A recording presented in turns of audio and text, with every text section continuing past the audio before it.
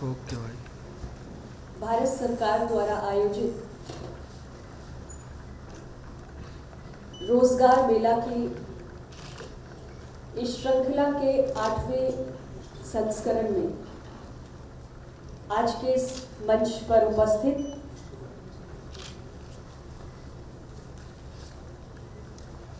Shri Mrityunjay Kumar Narayan ji, additional secretary,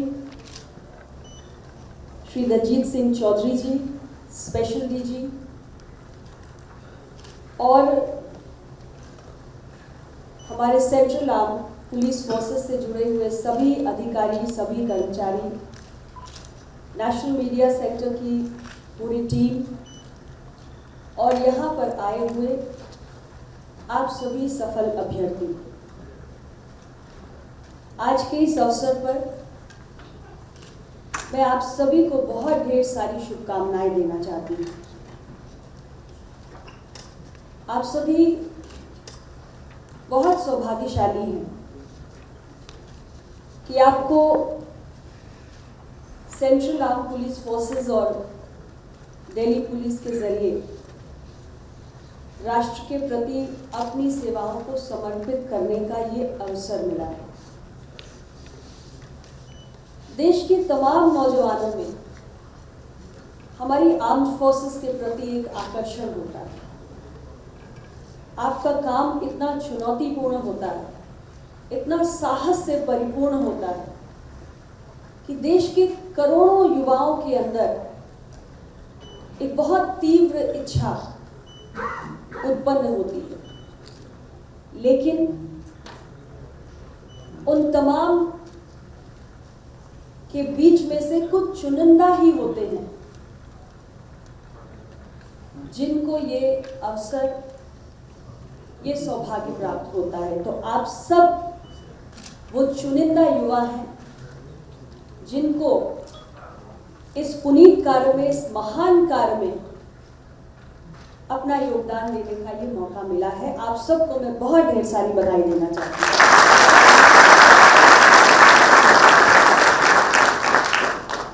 आप सभी जानते हैं कि हमने रोजगार मेला की श्रृंखला प्रारंभ की है। मिशन रिक्रूटमेंट के तहत हजारों की संख्या में लगातार नियुक्ति पत्र देश के युवाओं को सौंपे जा रहे हैं।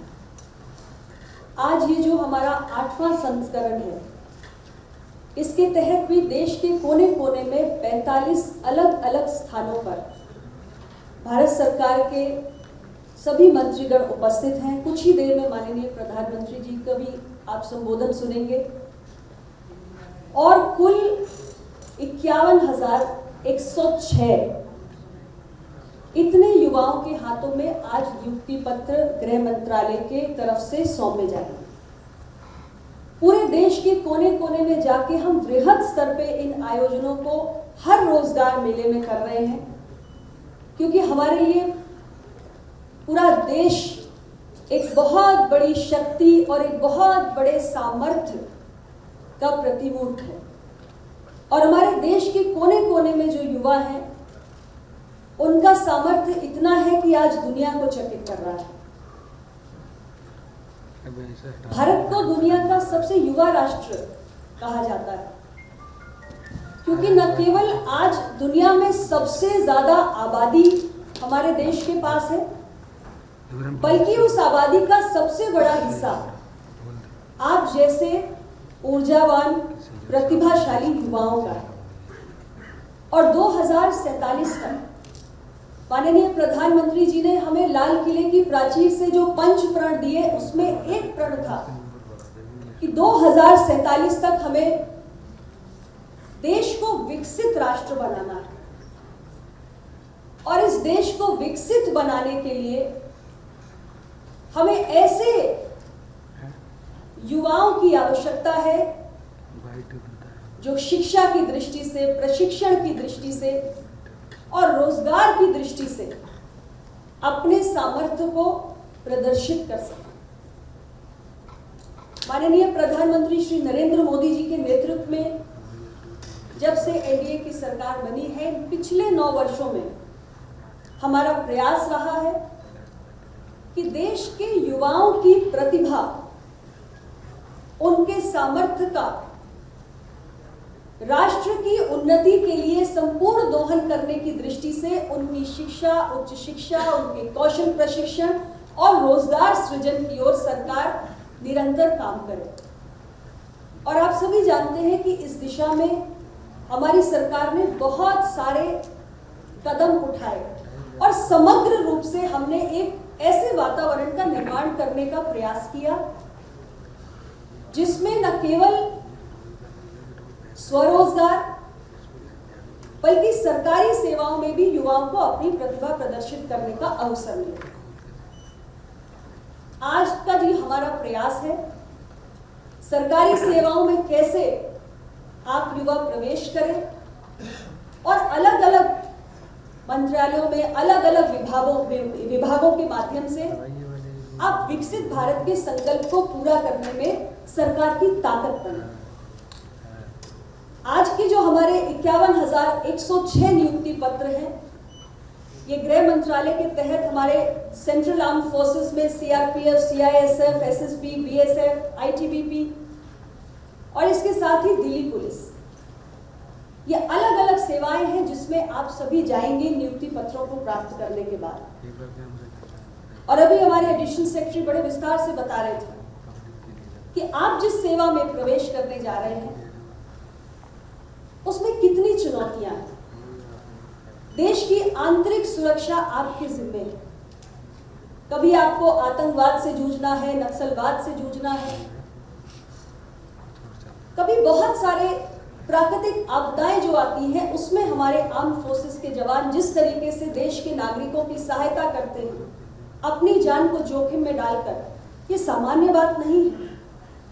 इसके लिए अदम्य साहस की आवश्यकता है जो आपकी फोर्सेस की ट्रेनिंग आपको सिखाती है। और बहुत सारे अन्य भी भूमिकाएं हैं। यूएन पीस कीपिंग फोर्सेस में भी आप जाते हैं, आपके अलग अलग रोल्स होंगे। तो ये तो एक सरकारी नौकरी पाना आज भी भारतीय समाज में प्रतिष्ठा का, मान सम्मान का विषय है। और बहुत सारे युवाओं के आंखों में ये सपना बनता है कि हम सरकारी सेवा में जाएं। आज आप सब ने इस उपलब्धि को हासिल किया है। हम आपको एक उज्जवल भविष्य की शुभकामनाएं भी देते हैं और ये भी उम्मीद करते हैं कि आप राष्ट्र प्रथम के भाव से निरंतर कार्य करेंगे। और प्रधानमंत्री जी हमेशा ये बात कहते हैं कि किसी भी काम में जब हम जुड़ते हैं तो हमारी सोच, हमारा रवैया ये होना चाहिए कि हमें रोज कुछ नया सीखना है। रीस्किलिंग, अपस्किलिंग, हमेशा वो इस बात पर बल देते हैं। और हम किसी भी क्षेत्र में हो, यदि हमारे अंदर ये उत्सुकता है कि हमें कुछ नया सीखते रहना है, तो निश्चित रूप से हम जिस कार्य को कर रहे हैं उसे और भी कुशलता से करेंगे और भी प्रभावशाली ढंग से करेंगे। तो आप सबको भी मैं यही आग्रह करना चाहती हूं कि आप सब भी अपनी सेवाओं में एक सामान्य ढर्रे पर रहकर काम ना करें, बल्कि एक नई सोच के साथ आप कितना क्रिएटिव होकर नए ढंग से अपने ऑर्गेनाइजेशन के लिए काम कर सकते हैं, ये आपको कॉन्स्टेंटली सोचते रहना चाहिए। आप सब युवा हैं, आपके पास इनोवेटिव आइडियाज भी होते हैं। किसी भी समस्या के out of the box solution भी आप निकाल के ला सकते हैं। और बहुत कुछ ऐसा जो पहले नहीं सोचा गया वो आप कर सकते हैं। आप लोगों के लिए सरकार ने एक ई लर्निंग प्लेटफॉर्म भी विकसित किया, कर्मयोगी प्रारंभ, जिसमें अभी तक 21 लाख लोग जुड़ चुके हैं। 673 से ज्यादा उसमें मॉड्यूल्स हैं ट्रेनिंग के, करिकुलम के, जिसको आप अपने फोन पर ऐप के जरिए भी ले सकते हैं, उसको एक्सेस कर सकते हैं। और इस पर जुड़कर आपकी सर्विसेज को विशेष रूप से ध्यान रखते हुए भी ऐसे मॉड्यूल्स विकसित किए गए। आपको जरूर उसका उपयोग करना चाहिए अपनी परफॉर्मेंस को और भी बेहतर बनाने के लिए। युवाओं के अंदर बहुत पोटेंशियल होता है और इसलिए हमारे देश के अंदर हमने एक ऐसे वातावरण का भी निर्माण किया है कि जो युवा सरकारी नौकरी के माध्यम से देश के लिए अपना योगदान नहीं दे पा रहे हैं, उन्हें हम स्वावलंबन की दिशा में, स्वरोजगार की दिशा में आगे बढ़ने के लिए अनुकूल माहौल कैसे प्रदान करें। आप जानते हैं कि देश में बड़े पैमाने पर सोशल और फिजिकल इंफ्रास्ट्रक्चर का निर्माण किया है और पूर्ववर्ती तमाम सरकारों से यदि आप तुलना करें तो आप पाएंगे कि आज देश में जिस बड़े पैमाने पर, जिस मैग्नीट्यूड पर और जिस पेस के साथ, जिस स्केल और स्पीड के साथ हमने सोशल, डिजिटल और फिजिकल इंफ्रास्ट्रक्चर को बनाकर खड़ा किया है, ये 9 वर्षों में अभूतपूर्व उपलब्धि है। कनेक्टिविटी की दृष्टि से आज चाहे हाईवेज हो, रेल कनेक्टिविटी हो, मेट्रो हो, इंटरनेट हो, एयरपोर्ट्स हो, ये सब कुछ देश के कोने कोने को जोड़ रहा है। हॉस्पिटल्स, एजुकेशन, प्रशिक्षण केंद्र, कहीं कोई कमी नहीं है। हमने कौशल प्रशिक्षण के तमाम कार्यक्रम चला के लगभग 1.40 करोड़ युवाओं को हमने कौशल प्रशिक्षित किया है। आज खेलों में युवाओं का प्रदर्शन कितना बेहतर ढंग से आगे बढ़ रहा है। अभी सुबह सुबह आप इस कार्यक्रम में आए होंगे तो आपने देखा होगा कि किस तरीके से हमारे देश का एक युवा नीरज चोपड़ा आज वो वर्ल्ड चैंपियन का खिताब जीत रहा है। हमारे देश के युवा निरंतर हम सभी को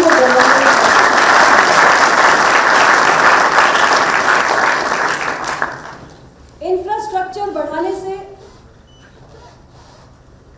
देश की आर्थिक प्रगति कहां पहुंच सकती है, इसकी आप कल्पना कर सकते हैं।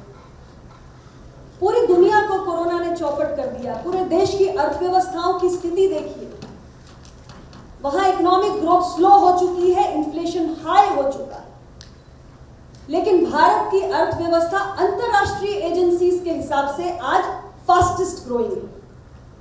कभी हम फेब्रुअरी आज देश की अर्थव्यवस्था दुनिया में 5वें स्थान पर पहुंच गई और आने वाले समय में भारत की अर्थव्यवस्था $5 ट्रिलियन के साथ दुनिया की तीसरी सबसे बड़ी अर्थव्यवस्था बनने जा रही है।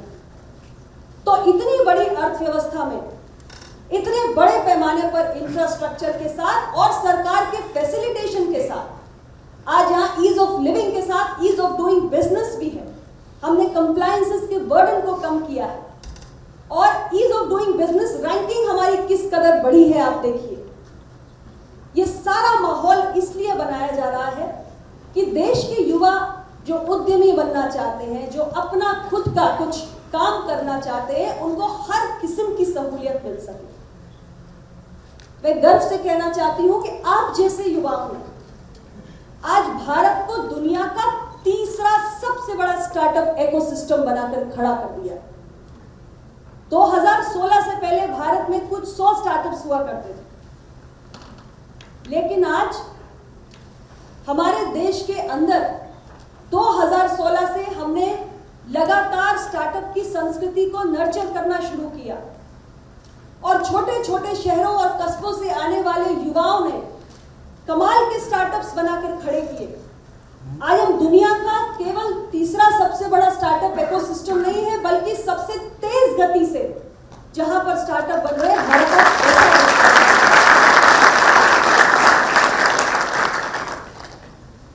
और 1 लाख के करीब स्टार्टअप्स हमारे युवाओं ने इन 7-8 वर्षों में बनाकर खड़े कर दिए और उन स्टार्टअप्स में कई सारे हमारे 100 से अधिक 113-114 के करीब हमारे यूनिकॉर्न्स बनाए हैं तो देश के युवाओं ने बनाए हैं। तो पूरी दुनिया चकित है कि भारत के युवाओं की सिर्फ संख्या ही भारी नहीं है, बल्कि भारत के युवाओं का सामर्थ्य भी बहुत प्रबल है।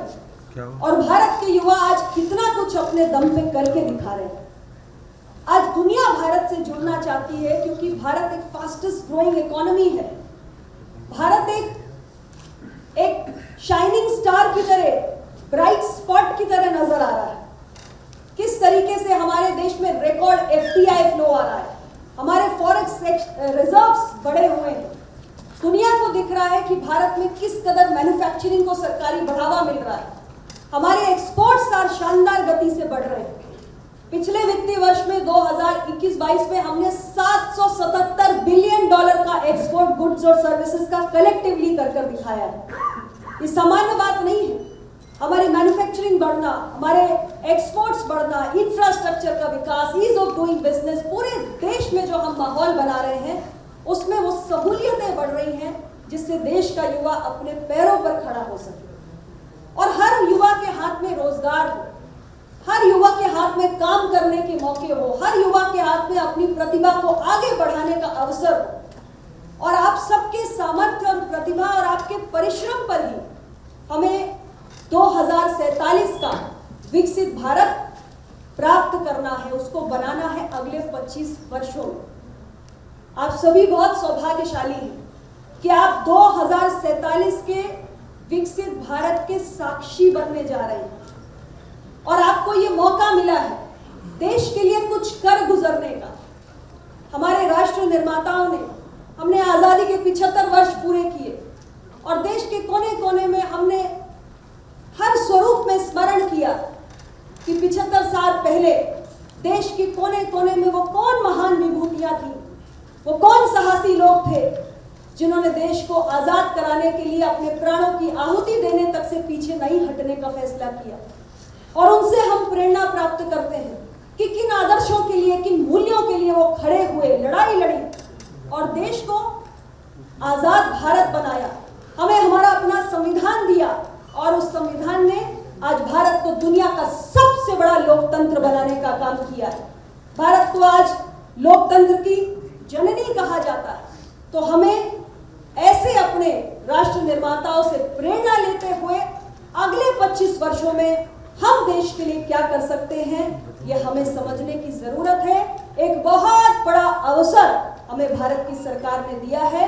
आप सबको मैं पुनः शुभकामनाएं देती हूं, इसी आशा और विश्वास के साथ कि आप सब मिलकर भारत सरकार के साथ कदम से कदम मिलाकर चलेंगे और हम सब मिलकर भारत को एक नए युग में ले जाकर खड़ा करेंगे। बहुत बहुत धन्यवाद।